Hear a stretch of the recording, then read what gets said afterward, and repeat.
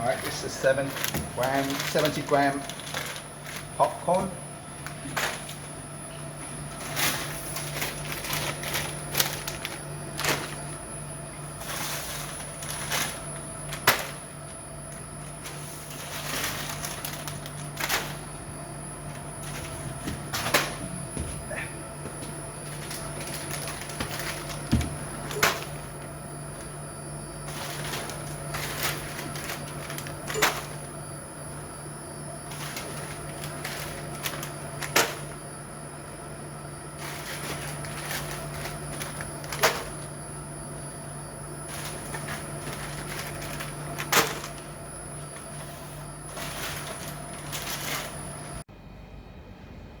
This is a user-friendly HMI interface. When you first start up the Checkweigher, this is what you get. If you do link up to your computer, and you will get that change of color and showing you online. And this display is the actual weight that gone through, and then depend on how your parameter set up, it will display the batch, the product, and also display the last weight of the product that goes through. Depending on the parameter setting, you will have the target weight, the upper limit, lower limit, the average get displayed, how many bags been passed through, how many bags been rejected, plus a statistic that you will see. And you can zero the load cell if the load cell is changing because dust or environmental effect, and then you got start stop. You have start.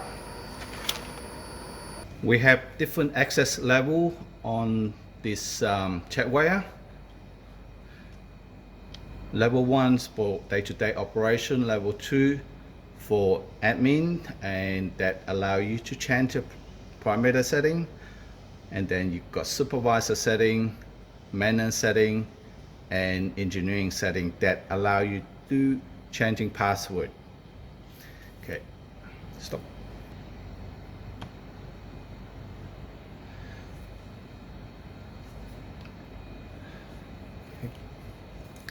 Okay, on the main menu, we will have a product selection. Obviously, you can scroll down for all the program that you've been storing in here, and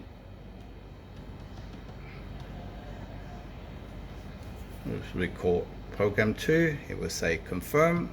Okay, now we loaded program 2. I'm going to have a look at the parameter setting. You can input your product name, select the picture from this program, and then we have a upper limit, target weight, lower limit. In this case, we can put it in 0 gram. Enter. So in this instant, it will reject everything below the target weight, and up to 5 gram it won't reject. I will come back to the photo target delay later. Product link, if you know what the link of the product, we can put that in. In this instant, we'll probably put in 200.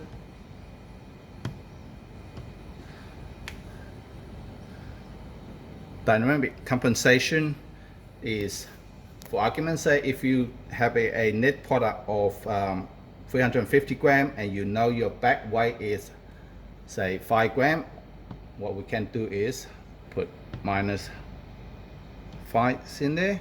Now what this does is allow the display to be the net actual weight of the product, or you can just put in zeros in there that will basically display the gross weight of the product and the bag together when it passes through the Checkweigher. The last two will be auto zero time and auto zero range. In this case, for every 1 second it do automatically zero, or you can put in a higher number. And if the load cell is reading within about 2 gram in this setting, it will do automatic zeroing. The next page will have the reject setting.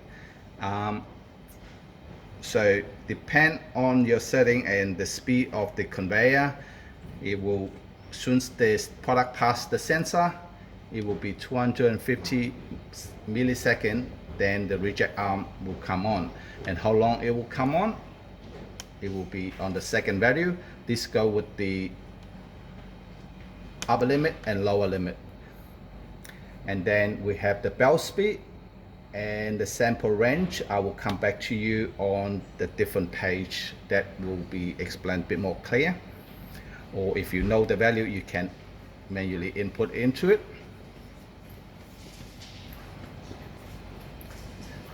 We have a system setting in this page. Generally, you do not need to touch this unless you're doing a maintenance and changing the motor, changing the settings. So in here, which we have the motor direction. If you mounted the motor differently, you changing motor, you do need to correct the direction of the motor, and the motor coefficient, that is to tell the variable speed drive that what value to put it in. Alarm mode, if you link up to a computer, link up an external source, that will change that value to trigger downstream. Decimal place is as self-explanatory, is how many decimal place after the unit is displayed on the screen.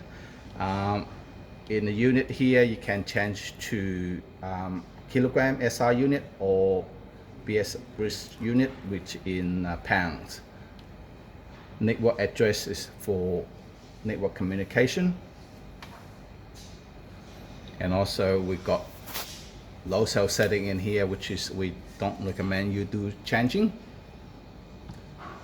Calibration, we will do a simple calibration in here today. First of all, make sure the table is empty. We zero that.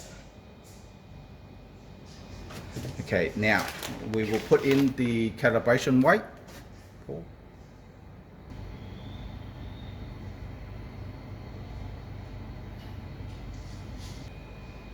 After you place the sample weight onto the weight belt, all you have to do is press full. It will do an automatic calibration. That's done. And then we have communication setting, import, export data into the USB port when you plug the USB port in.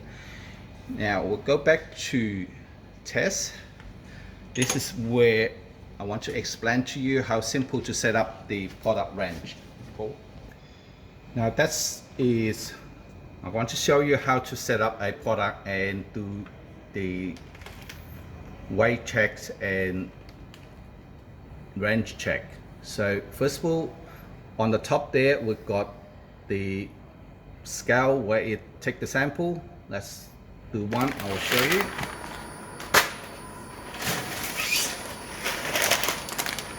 Now, when you put a sample through, you'll see a parabolic curve, and the product taking sample range is from there to here. In general, we want to have, and the weight been taken in that green line. We try to get this line flat, and it taking a sample reading at the flattening point. If you're changing the speed of the belt conveyor, you will see the effect of the curve change.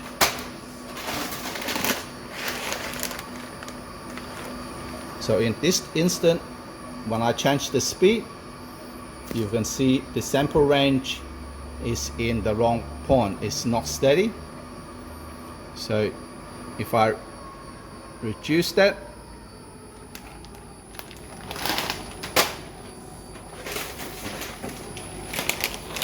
you will see the sample range taking too early, and also my full range is outside, and I can increase that by moving the curve.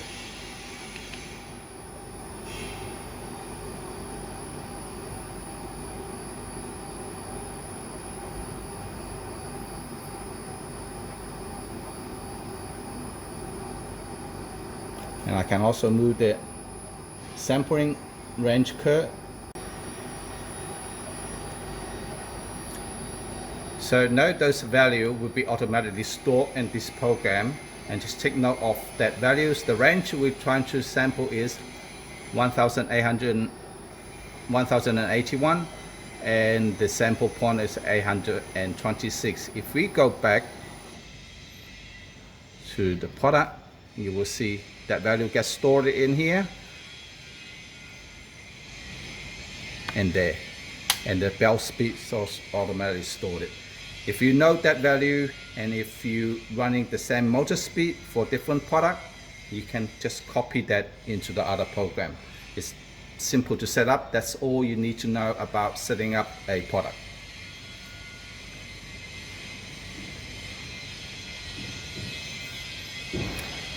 Okay. So after you've done the product setting and you're in production,